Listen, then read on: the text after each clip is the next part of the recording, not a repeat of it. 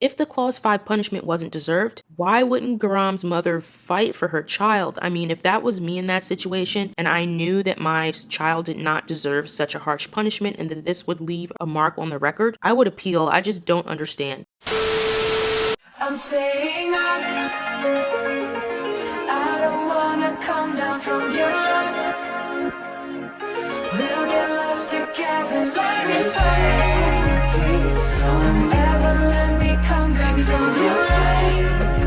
From your love. From your love. Hey everyone, it's briczennie. Welcome back to my channel. In my previous video, I discussed the allegations against lesserafim's Kim Garam and covered the statement released by Unsos, which is the alias of the accuser, and her law firm, demanding that HYBE recant their statement, tell the truth, and have Garam apologize to Unsos for what happened between them in middle school. In this video, I will be covering HYBE's official statement in response to the law firm's claim, and I'll give my opinion on this situation based on what we know at this time. Before I get into this video, I do want to point out that I will be referring to bullying and school violence as SV, since YouTube often flags my videos when I say these terms outright. So without further ado, let's get into the video, but before we do that, make sure to thumbs up and subscribe for more K-pop commentary. I also want to encourage you to join my Discord server if you haven't already. We're a very fun, active, safe K-pop community. We have pretty much weekly events, and we also have a running thread about the Kim Garam situation if you want to check it out and join in on the conversation there. So first I want to recap what I went over in my last video in case you haven't seen it, or if you're not familiar with the timeline of what occurred before HYBE released their most recent statement. After the SV committee document was released, showing that Garam was the perpetrator for SV during middle school, Unsos released her statement through her law firm. The law firm explained that due to the SV Garam committed against her, Unsos had to transfer schools. Under the SV committee's decision, Garam was punished under Clause 5, and she and her parents had to attend special education courses or therapy. The law firm had reached out to HYBE during lesserafim's pre-debut period, asking that they recant the statements denying the allegations that Garam committed SV in middle school. They only requested that HYBE tell the truth and release a new statement and apologize to Unsos. Unsos did not request any money from HYBE, and this request was sent via certified mail, but HYBE never responded to the request and ignored it and continued to let lesserafim debut and promote like nothing ever happened. After the SV document was released online, many accused Unsos of leaking the information because she was jealous of Garam, when in fact a third party released the information, not Unsos. The law firm threatened to release the official documents from the SV committee hearing containing all of the details of the case, as well as inflammatory text messages containing profanity that Garam sent to Unsos if HYBE did not respond with an apology and a new statement. Since Unsos' law firm released their statement, HYBE has released another statement announcing that Garam will be put on hiatus until further notice, as well as detailing Garam's side of the story. The statement was pretty lengthy, so I'll try to summarize the main points, and I'll include the link to the full statement in the description box if you're interested in reading the entire thing. HYBE explained that they initially refrained from releasing specific details about the case since the other individuals who are involved are also minors and they didn't want to reveal their personal information, but since they felt that the statement released by Unsos' law firm was one-sided, they wanted to correct the accusations by detailing what happened as according to Garam. Garam was friends with Unsos for a couple months during their first year of middle school from March to April of 2018. However, there was an argument during a school retreat when Garam and her friends discovered that Unsos had been bad-mouthing them behind their backs. After the confrontation, both parties apologized. However, Unsos reported the incident to her close male friends, and Unsos and her close male friends threatened to physically fight Garam. After this occurred, Garam ended her friendship with Unsos. Later, Unsos took a picture of one of Garam's friends while they were changing, and only in their underwear, and posted it to social media under another friend's account. In response, Garam confronted Unsos with her friends.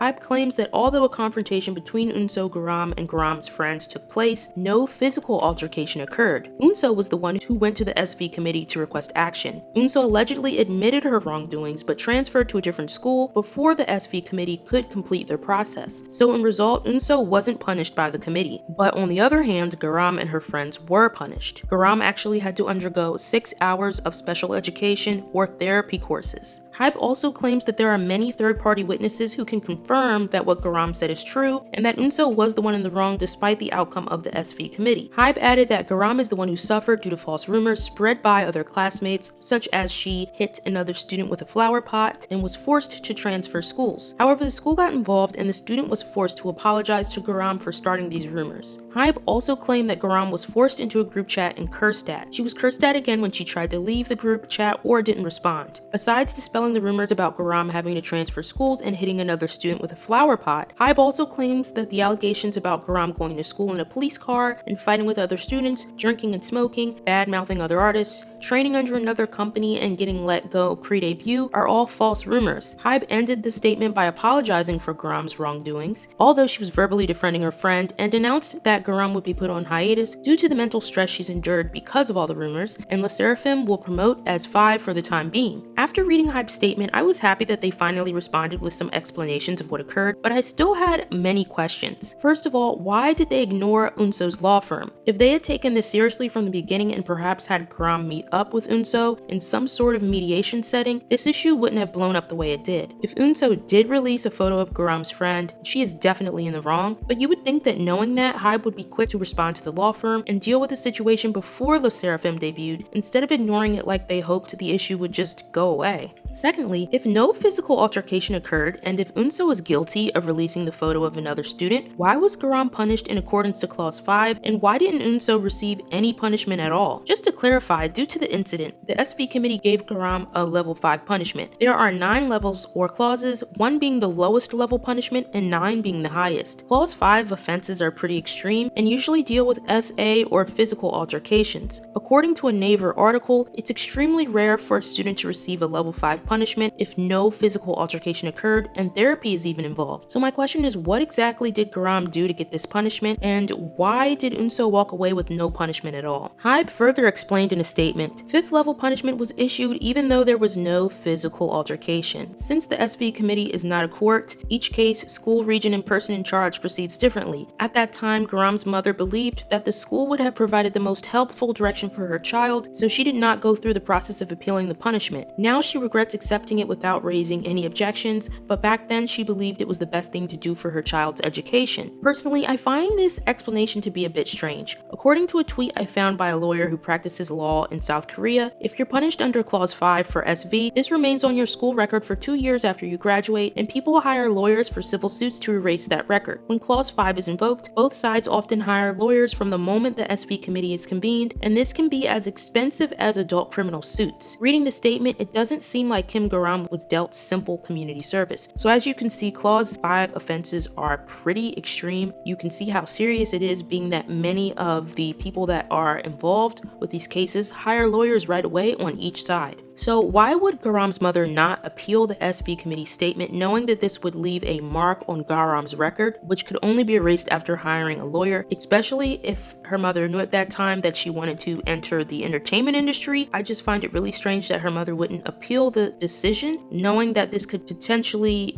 come back and hurt her daughter in the future if she wanted to pursue a career as an idol or anyone else in the entertainment industry. If the Clause 5 punishment wasn't deserved, why wouldn't Garam's mother fight for her child? I mean, if that was me in that situation and I knew that my child did not deserve such a harsh punishment and that this would leave a mark on the record, I would appeal. I just don't understand. I also find it strange that Garam received such a harsh punishment on this scale, and Unso, who allegedly released indecent photos of another student online, walked away with nothing. I mean, even if she decided to transfer schools before the SV committee made their decision, I find it really hard to believe that nothing was left on her record after doing such a horrible thing. Also, HYBE claims that there are many witnesses who know that Unso was in the wrong. My question is, where are they? I mean, of course, I don't expect them to say anything now since the case is ongoing, and maybe HYBE wants to bring them in as witnesses for any legal proceedings, but there were so many netizens hurling allegations at Garam since she was announced as a member of LesserafIm pre-debut. I just find it weird that no one has come out yet and confirmed that Garam didn't deserve the punishment or that Unso was at fault too, but maybe that'll still happen, we'll see. I also find it hard to believe that the law firm would confront a big, huge conglomerate or company, whatever you want to call it, outlet like HYBE and threatened to release the full records of the SV committee case and text messages between the two if they did not have a leg to stand on. I mean, why would you want to fight HYBE if you didn't have a credible case? That's just my opinion. So now we have both sides of the story, and Garam was put on hiatus, but I honestly don't know where things will go from here. HYBE responded, but without more details. Their statement is coming across as a according to Garam or a hearsay statement, while on the other hand we have a document that shows that for whatever reason Garam was given a level 5 punishment for an SV offense. Of course, if Unso did take and release the photo and Garam was just defending her friend, I can totally understand why she confronted Unso, but not knowing exactly what happened during that confrontation, especially since Garam confronted Unso with her friends, in addition to the fact that the level 5 punishment was dealt, makes me feel really uneasy. Like I said in my previous video, HYBE handled this situation horribly, and it's especially concerning because both parties are minors with their entire lives ahead of them. A meeting with Unso when she first reached out to HYBE could have possibly enabled the two parties to come to some sort of resolution, but now with much of the public disgusted by how this case was handled, I'm really unsure on how this will affect Garam and LeSserafim. So what are your thoughts on the situation? Do you think HYBE's statement is believable? Are you still neutral or on the fence? Or are you leaning more towards Unso's account of what happened? Comment your thoughts because I'd love to hear what you guys have to say. HYBE's statement and the way they handled this case makes me feel really uneasy for multiple reasons, but I will be waiting to see if more details surrounding the issue are revealed, and I'll try to keep an open mind about the situation. Of course, since this is a developing story, if any other major points or details are released, I will come back with another video. As always, thank you for watching. Make sure to like and subscribe if you enjoyed or found this video informative, and I'll see you next time.